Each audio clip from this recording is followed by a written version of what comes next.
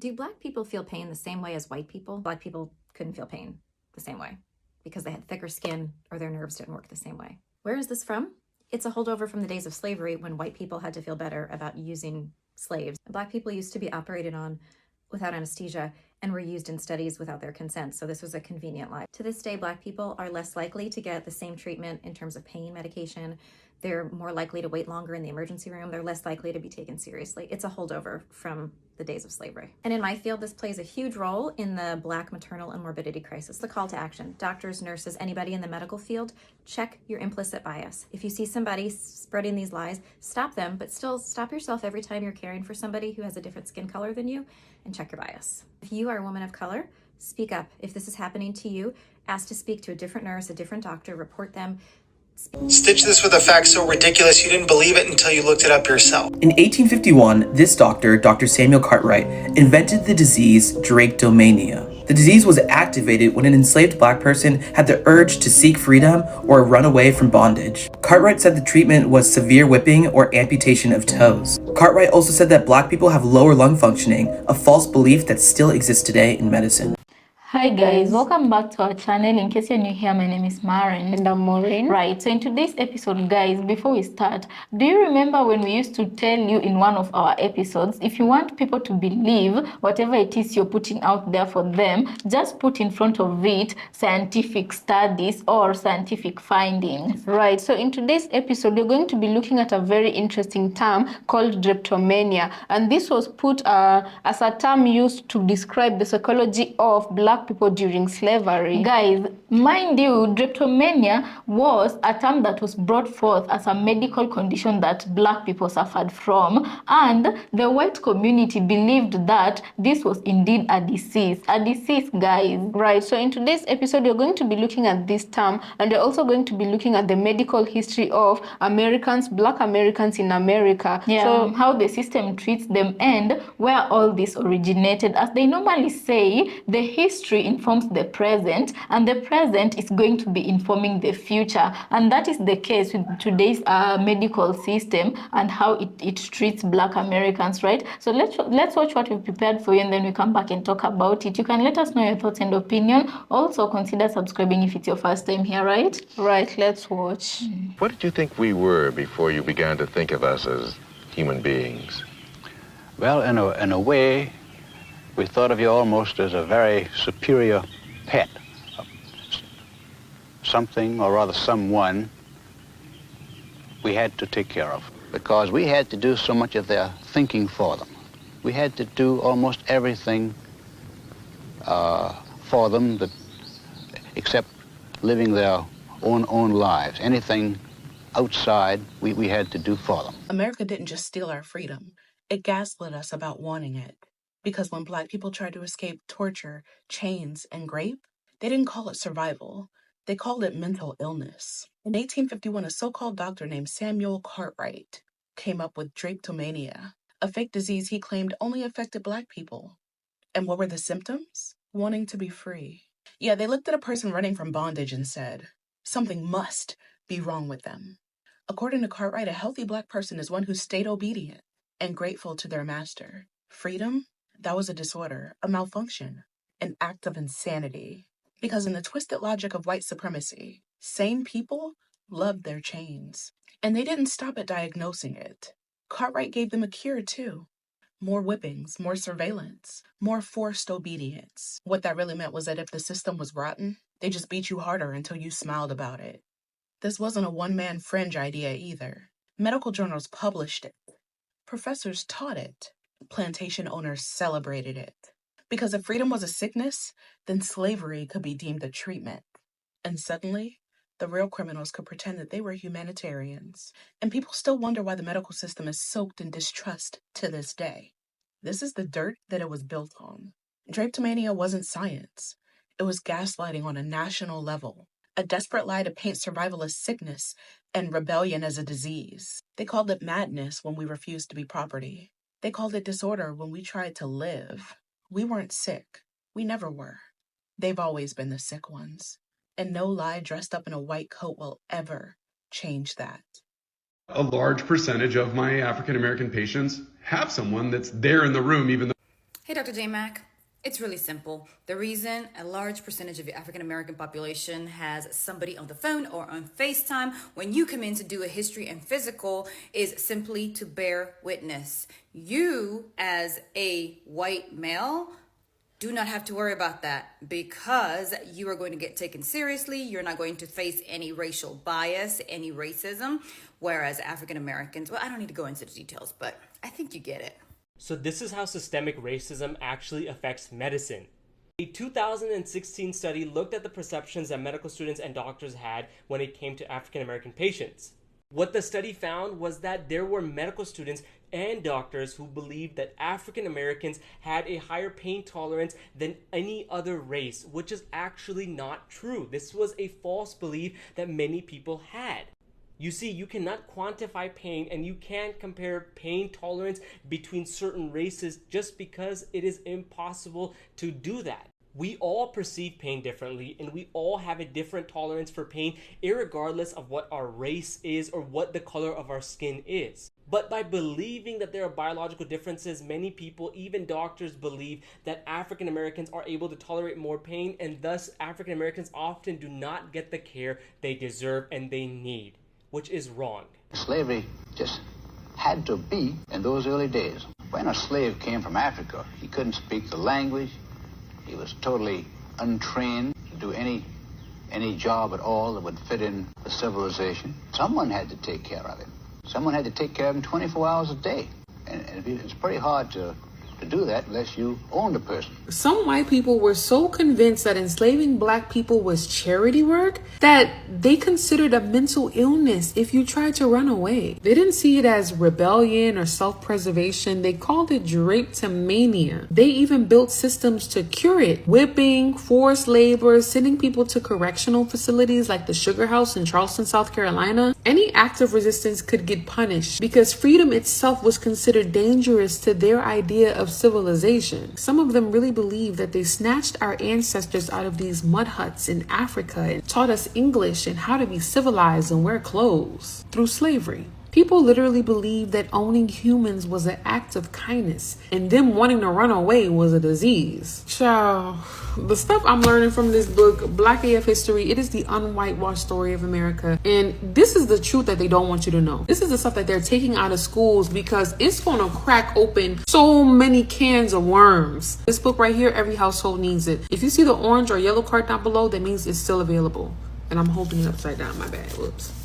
So guys, welcome back. Let us know what you think about the videos you just played here. You know, when somebody said from today's speakers, one of them said, Ashley, right? She was talking about how white people literally used to use whatever kind of explanation for what they were doing to make themselves feel better. And this is just proof of the many incidences that happened, because you tell me why, anyway, it's understandable they didn't used to look at black people as human beings. It's why one of them here referred to black people as superior pets. So guys, you can imagine this is your fellow human being. Literally, you've been built the same way. You look exactly the same. Two pair of eyes, you stand on two legs, you have two hands. Like literally, and even both your blood is literally red. The movement is the same. The only thing that is different from the pair of from this pair of two people is the skin color. So why else would they go forward to treat black people the way they did and then come out and say they viewed black people as superior pets? That was just an explanation for them to make themselves feel better, or for them to excuse their cruelty. Because tell me why, if you believe someone is a mental patient, why would you prescribe the treatment as severe wound and amputation of toes for those who run away? Like, I've never heard of that solution when treating somebody, because if you look at today's world, guys, they don't even treat their actual pets like this. Like, let's say for example, right now, you find them having a cat that they consider it to have mental issues. Dementia. Would you ever find a white person severely beating that cat or let's amputating not use those words because of YouTube, but let's just say, would that cat be treated the same way the black Americans who are diagnosed with this condition, would they be treated the same? That is a question we are asking today. And right now, I do feel like, just as we said, they were using this as a sign of excusing their cruelty Behavior. and excusing their behavior. And right now, what I'm asking is, those who are their forefathers back then, in today's society, in the present day, has anything changed with the healthcare providers who are white people? Has anything changed? Because How of they course, treat white and black people. patients. Because of course, it's not every white person, professional, who treats their black patients like this, right? But we want to hear from you, our audience. How does your health provider treat you? Right, and it goes both ways, even for the doctors and nurses, how patients treat doctors and nurses who are white versus how they treat the ones who are black. You know, it just like it reflects in both circumstances, you know. And for saying that those black people are their superior pets, you have to ask yourself,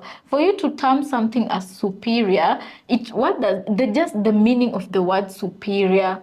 You get what I'm saying? So if indeed you viewed them as superior pets, you wouldn't be treating them like that, because even in today's society, you look at how they relate with their golden retrievers, how they relate with the other pets. You would say that in today's society, they don't even give it that name, superior pet, but they're treated as superior pets. You get what I'm saying? Right. Those cats that have small legs, what are they usually called? Munchkins. I don't know if they're called munchkins. They're really given luxuries by people who own them. Just mere chihuahuas, they're given luxuries. And why would you not give a fellow human being the same respect? I feel like deep down, it's not like they didn't know that black people were humans. I feel like them saying that they were superior pets was just so that they could live with what exactly, they could live with what they were doing. Because you tell me, guys, I look at Maureen, let's just assume Maureen is black. Look at the You're features. also black, but I mean white. Sorry, white. Let's assume Maureen is white. I look at you. I see the eyes. I see the nose. I see you have a mouth. Like literally, your physical structure is the same as a white person's. A white person. The difference is just on the skin color and maybe just the phenotypical makeup. Yeah. But every other thing, even hair, you have it. Where every other place that they have it, every single place. So how can you tell me you're viewing someone as a different species, not even human? Right. And this pet that is superior that you're mistreating, you're saying that this pet should be very, very grateful, because whatever you're doing to it is a sign of charity, of which I'm asking. They're talking like they went out into the forest. I'm likening this situation as if a white person has gone out into the forest and they have met a deer and decided to come with that deer. So the deer should care be for it. To care for it. The deer should be grateful to him that he brought it home. Who told you the deer wanted to be brought out of the forest? That is the big question. That's true. Who told you? And also, guys, you look at situations where when you talk about colonization, just the same way these people, the one who was being interviewed, from what looked like an old clip, he was saying that we thought they couldn't survive on their own. We thought we had to think for them. We had to take care of them, and for us to do that, we had to own them. For us to do that, we had to own them. And you're asking yourself, because even in today's society, there's still people like them who say you should even be grateful you are colonized. It means from where they're sitting, they really don't see any wrong with what they did. For them, they feel like we ought to be grateful that they came into our lands, colonized the lands, and left it the way they did. They did us a favor, And I do feel like such type of people who usually say you should be grateful you are colonized, they usually have confusion between these two bloodlines, between colonization and people who come to trade culture assimilation. Because I do feel like whatever they are so proud of having taught Africans because they colonized them, they could have still could have still taught Africans that same culture without colonizing them. Because we as Africans, me for example, I'm a Luo. I was already trading my culture with someone from the Luya land, with someone from the Kikuyu land, by trading, and also I'm learning their ways, they're learning my ways, So colonization is really no excuse for them to say we should be grateful they taught us this and that. They could have still done that without colonizing. Right, let's do it this way. If we ought to be grateful that they taught us how to speak and communicate with each other, and every other thing they normally like to list that we should be grateful of, then if they're proud of of that part of their history, they also have to, what is it called? Own and accept the other negative that side came also, with it. because it's like they like speaking about this other side, but they don't also like talking. You appreciate that side, okay. Also appreciate that your ancestors went into other people's lands, pillaged, and did Don't all these appreciate things it, and alive, accept you know. it, and then look for a way to offer an apology, a sincere one, because to when those it comes to that communities. side, they don't want to hear it. They obviously have selective It happened amnesia a long and time everything. ago. You should move on, forget about it, you know. But anyway, guys, we digressed, but I feel like it's a topic within the same topic. And the question we were asking today is, has there been any major changes that happened? Only that I feel like things are still the same in a way, because only that right now it's happening, the oppression is happening systemically, and back then they used to really walk that mile to do things that we really cannot openly, that we cannot talk about it here. But because of human rights now, and everything, some things changed, but most of the things they do is subtle. And in a condescending manner, you know? Right. So guys, let us know what you think about this episode on the comment section, and I'll just leave you with that word, drapetomania. I was today years old when I learned about this, and let me tell you, the first time I heard about that word and what it meant and how it came about, I couldn't believe my ears, you know. For somebody to just sit down and start explaining someone wanting to run away and seeking from mistreatment, right? And they call that person who's trying to run away from mistreatment a person who's drapetomaniac. Trust the palm color people to come up with fancy names for things they do, you know. They're always the ones coming up with these terms, new terms, Anyway, guys, let's see each other on the next episode, but also remember to subscribe if you're new to our channel, and also consider leaving us a comment on what you think about this episode. We'll see you later.